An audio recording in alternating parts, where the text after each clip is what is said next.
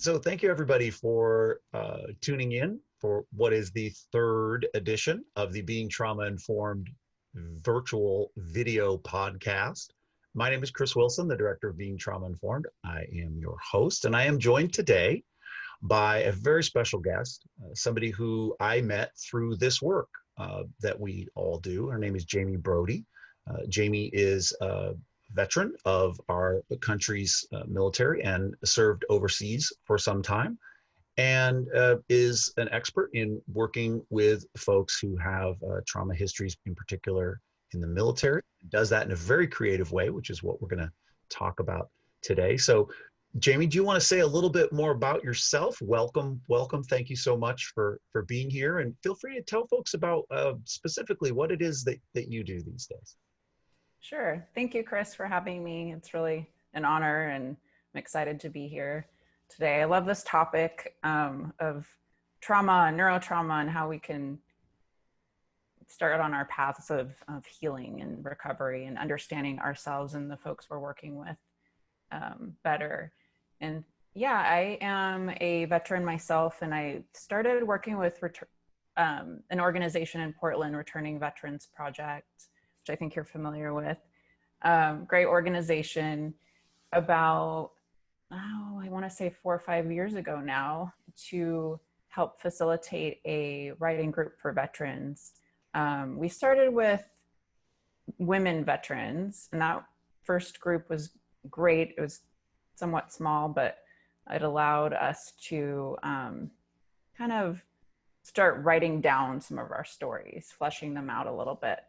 And then I had a few men ask, hey, what about us? Is there going to be a group for us? So the next group we did was a mixed group. That's part of what I'm doing, which I'm glad to talk about a little more as we talk today. And then also I work as an outreach advocate in the Circles of Healing program with one of our confederated tribes in the state. And we're working with survivors of domestic violence and sexual assault, as well as sex trafficking and dating violence, intimate partner violence. And that's, good hard work. And some of that led me to one of your webinars, your trainings, which was supposed to be live in Portland. And, next best thing on Zoom. So that was a really great training. I think it was called When Coercion Feels Like Choice. Oh yeah, with Becca Charleston. Yes. And I had been studying more about complex trauma in the last, year or so, and your training just kind of took that even deeper and did help illuminate some. Your and Becca's discussion really sort of opened up some more understanding and deepened that topic for, I think, me and all the participants, if I can speak for everyone there.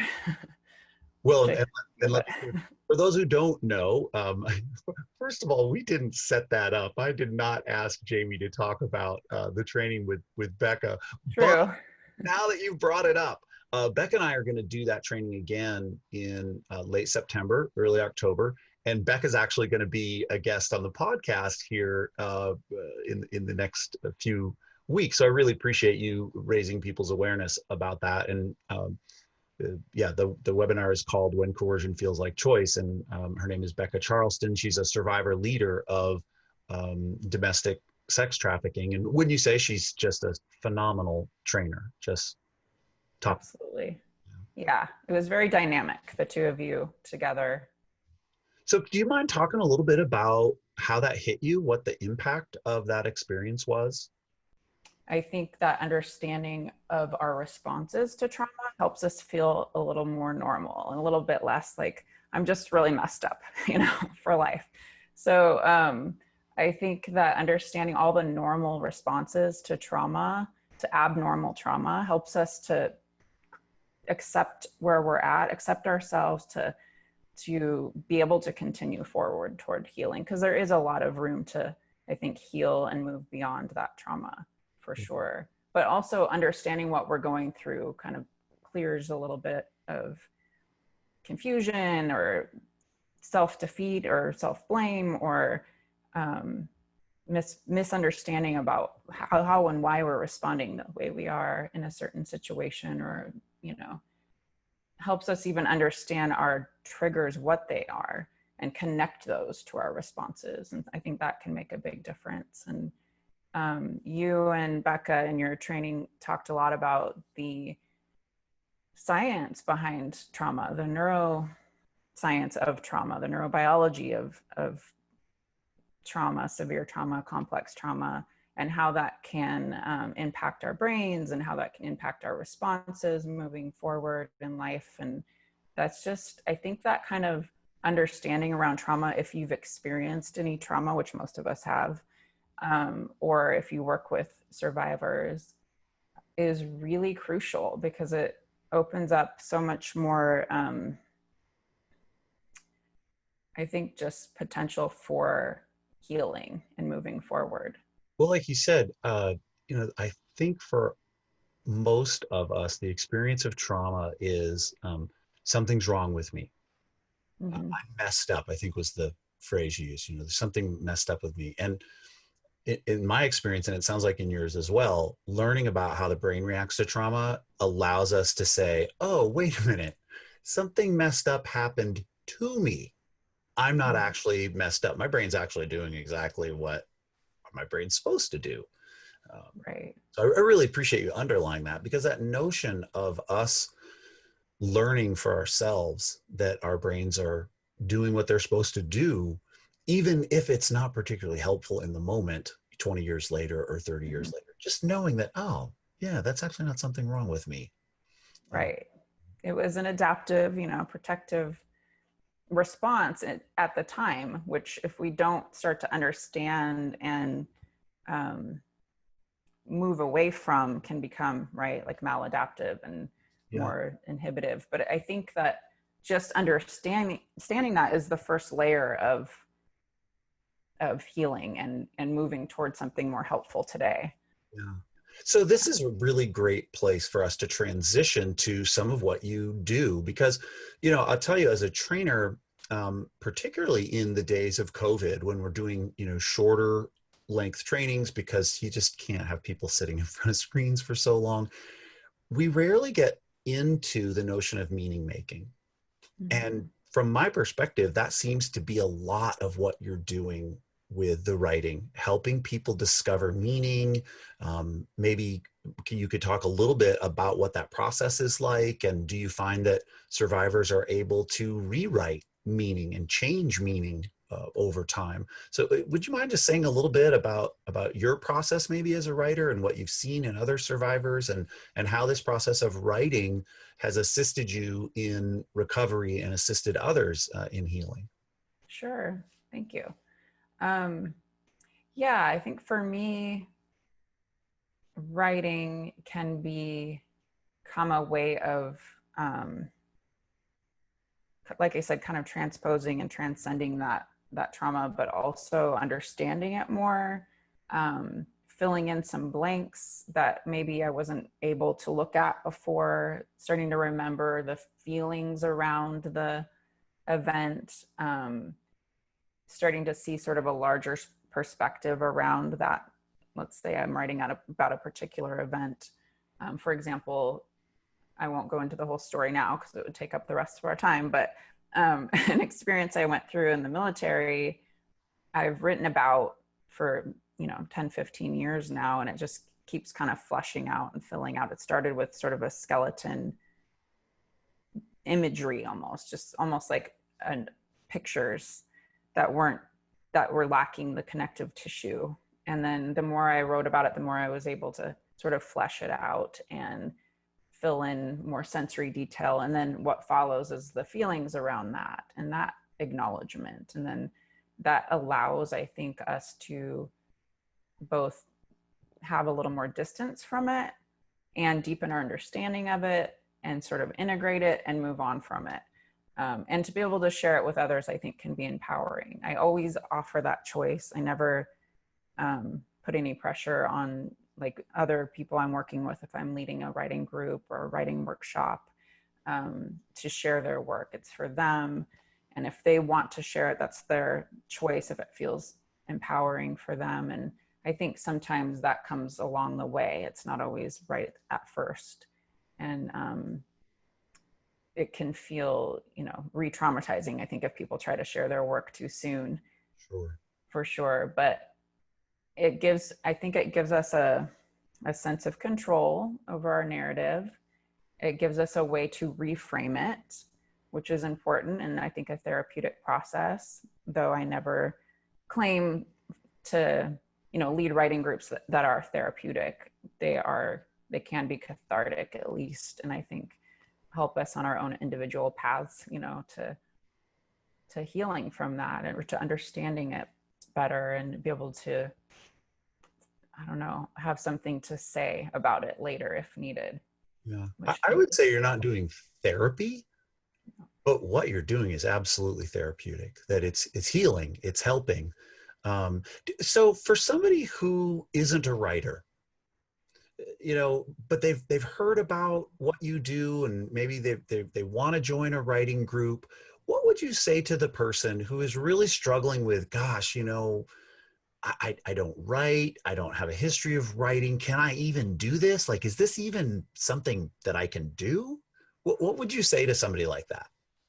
Oh yeah, we always market the writing groups as open to all levels of experience, including no experience. And like to meet people where they're at, and give some sort of generative exercises in the beginning that just help us kind of loosen up a little bit, and also offer a lot of choice on which direction they're going to take their writing within our workshop together, whether they want to write fiction or nonfiction or poetry, or just, fragments or hybrid something. It's all up to each individual in the group, and kind of where that writing might lead them. They might start out with one idea, and it might turn into something else, which is kind of fun. That's But choice. You give a lot of choice, which, for those of folks who have seen some of the work that we do in these trainings, choice is such a huge part of being trauma informed. right, foundational. I think that's the first thing that's so important, I think, is to make sure that people feel empowered to make a choice for themselves, and assisted in that if needed, but like not guided, not pushed, right? Yeah, that's so cool. So if I wanted to join a group and I get there and I think, oh, I don't want to write about my trauma. I'm not like going to get kicked out, or like I can just write about whatever. Absolutely. And I don't encourage people to come and just write about their trauma. It's open to that if that's what they need, if that's where they're at. They might not be there yet.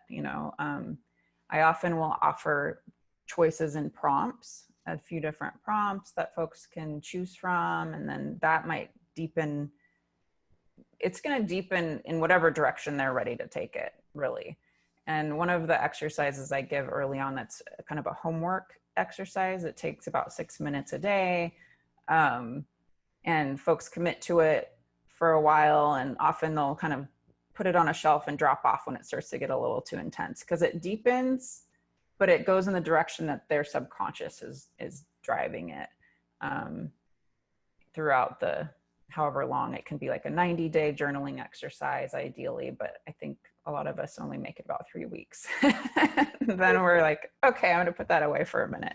It's so interesting. You just reminded me, and I don't know if you recall this, because I honestly can't recall how much time Becca and I spent on the notion of neural networks and habit.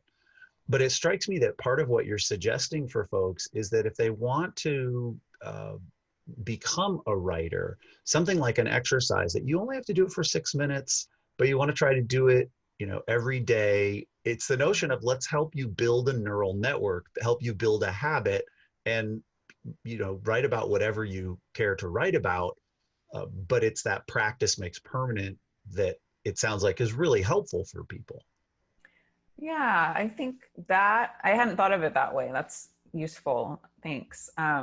But yeah, I think that's a big part of it. And then it's also, I call it writing the story underneath, because the way the exercise is designed is to sort of deepen and take your subconscious is sort of leading the direction of where your writing. So if you're trying to understand a topic more deeply, um, it helps to explore kind of those sub layers that maybe you hadn't thought about at first.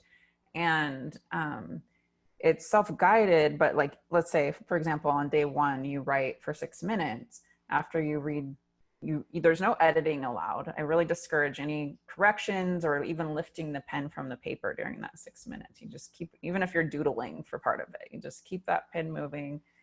And after the 6 minutes, the timer, you just stop where you're at and read through what you've written and circle one line. And that line, I encourage people to circle a line that sticks out at them the most for whatever reason. Maybe it's surprising or disturbing, or they're just curious about it, or for whatever reason. They don't even have to think about why, but just circle that one line. And then that becomes the starting point for their next day's entry.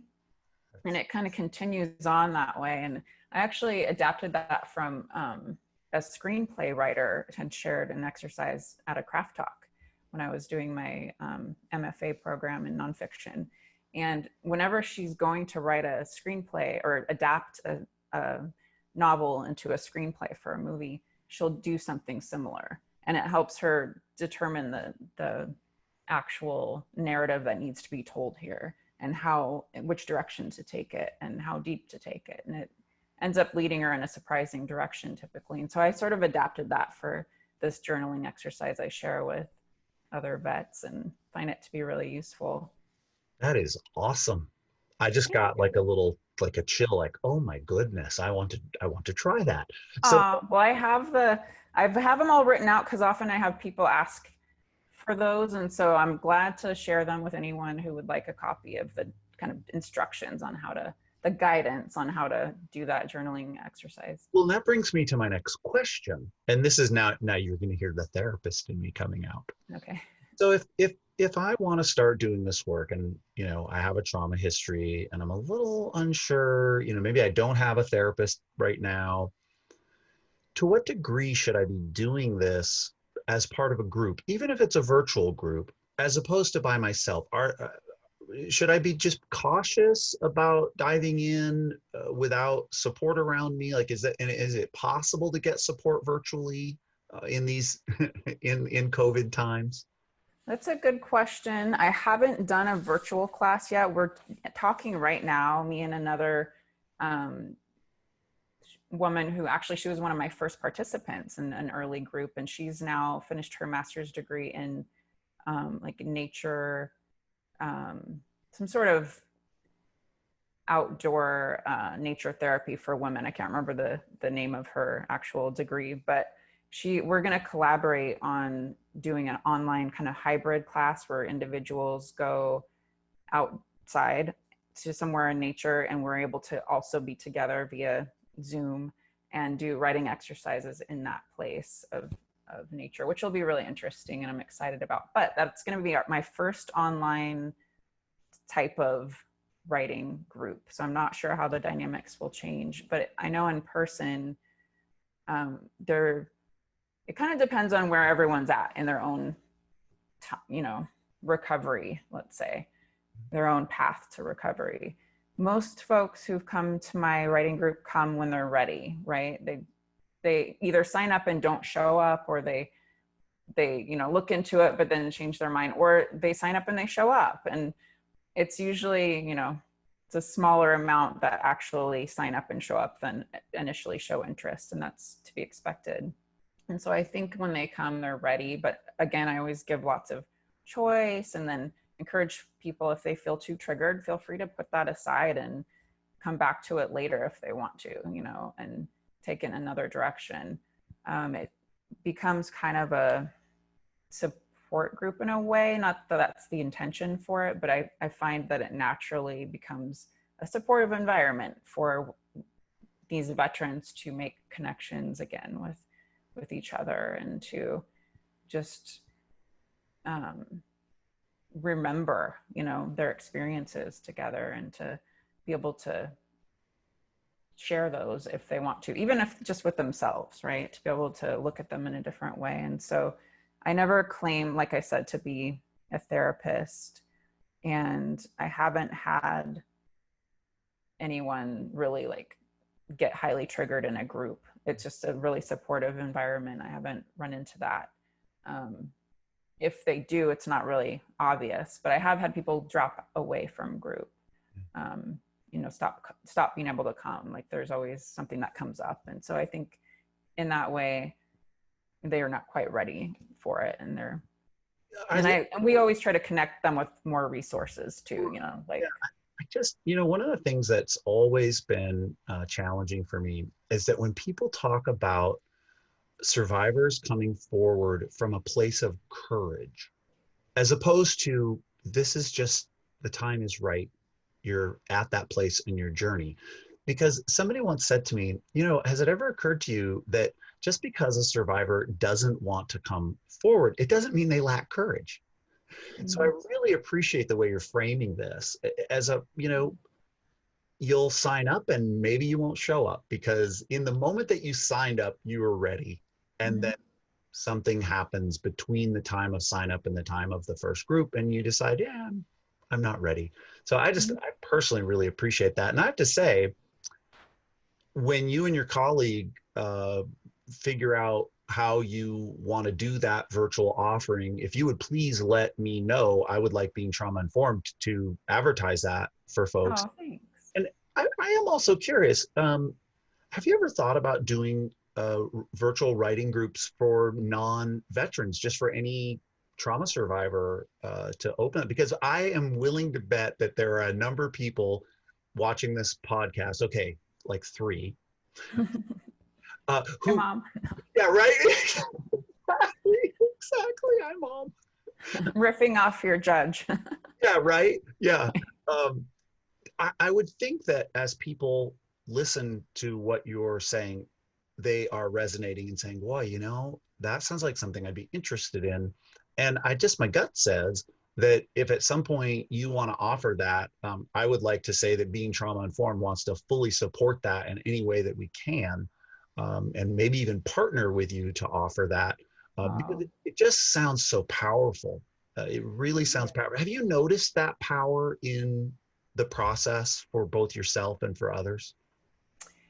Yeah, I have. It is powerful. It feels almost sacred at times, honestly, and to be able to bear witness to people and their journey with that. And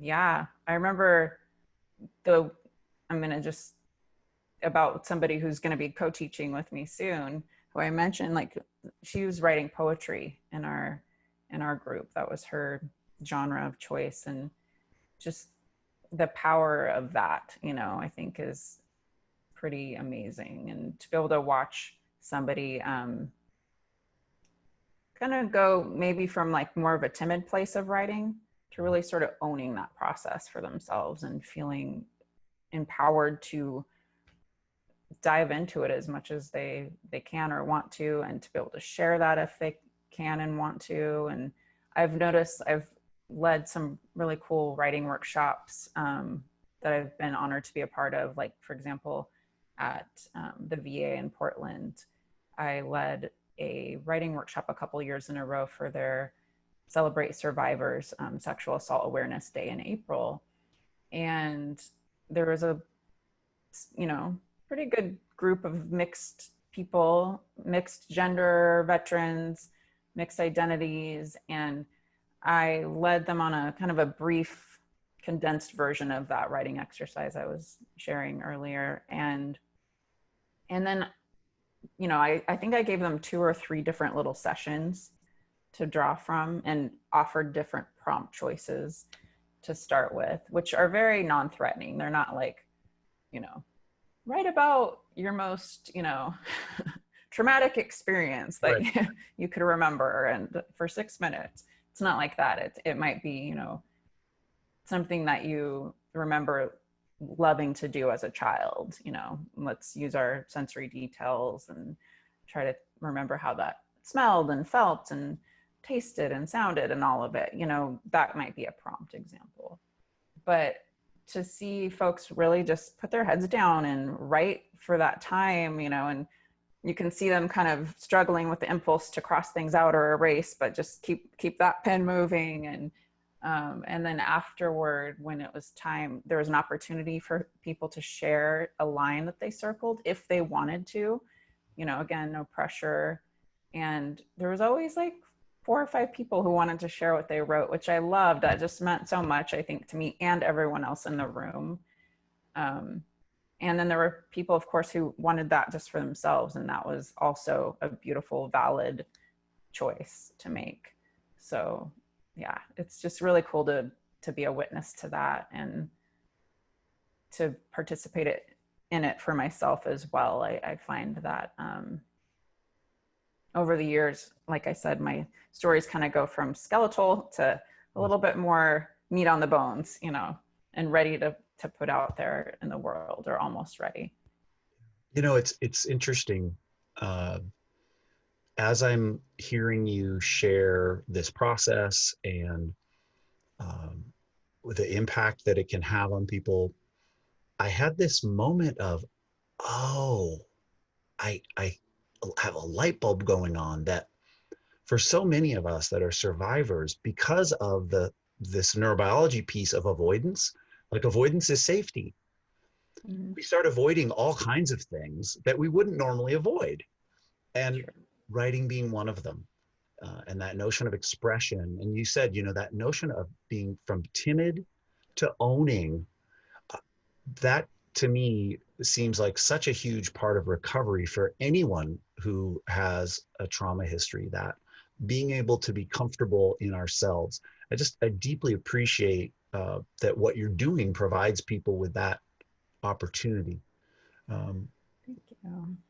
Thank you. Me too.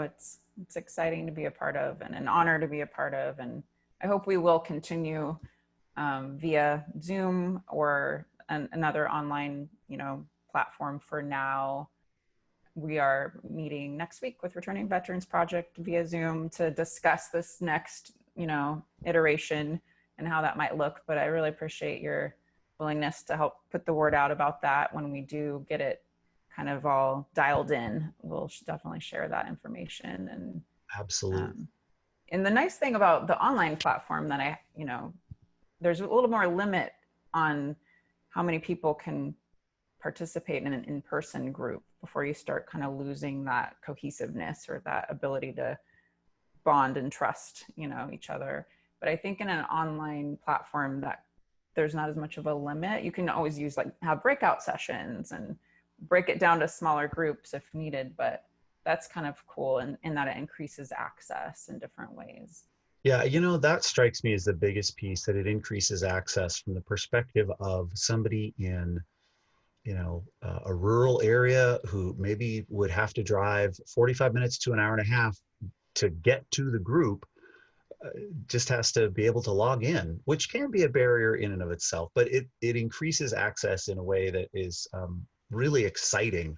Absolutely. I'm very much looking forward to collaborating with you, and for folks who are listening, Jamie and I are talking about ways that we can collaborate professionally with not just the two of us, but some of you may know Obi West, who is a spoken word performer, and we're going to try to get the three of us together to talk about this creative process and creative expression.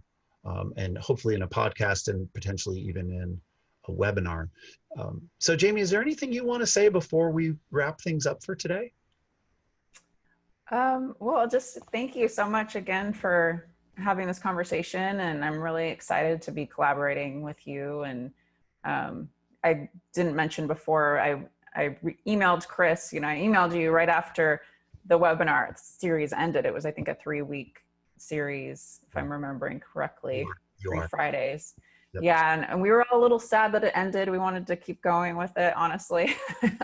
But you and Becca both, offered people to reach out and shared your email, which I thought was really generous, and reach out with any thoughts or questions or responses. And so I kind of went out on a limb there. And for me, that's that's a boundary that I stretched and felt good to send out an email and just kind of thank you for the work you're doing and express some interest in some of the work that you're doing around like trainings with military, for example, and just kind of, yeah, bring up the possibility of collaborating together. And here we are. So I'm really thankful that I took that, what felt like a little bit of a, vulnerable risk for me. But yeah, it's a great conversation to continue having. And I'm looking forward to seeing your future interviews on this series. And thank you for having me. You're absolutely welcome. I think what you've shared today, like I said, I actually had the hair on the back of my neck stood up at one point. That's how inspiring and moving it was. So I'm really looking forward to continuing to work with you, and excited about this first interaction that we've had in terms of this interview. And can't thank you enough for taking that risk and reaching out. And let me say to anybody who's listening or watching, do the same. If this work inspires you and you want to talk about the kinds of things that you're doing, and we both feel like it's a fit, as my friend Adam says, just make clay pots. Just keep making lots and lots of clay pots, and it doesn't matter what they look like. So I've so appreciated your willingness to make a clay pot here with me today. Oh, thank you, Chris. Thank you. Thank you, Jamie. Okay, folks, we will see you again for episode 4. And believe it or not, episode 4 is going to be my colleague, Becca Charleston, and I will have a conversation about the work that she does. And thank you again, everybody, for tuning in. Thank you again, Jamie, for being here with me. And my name is Chris Wilson. This has been the Being Trauma Informed virtual, what is it called? Virtual video podcast. Video podcast. Somebody's 53. All right, folks. Take care, everybody. Have a good week. Bye-bye.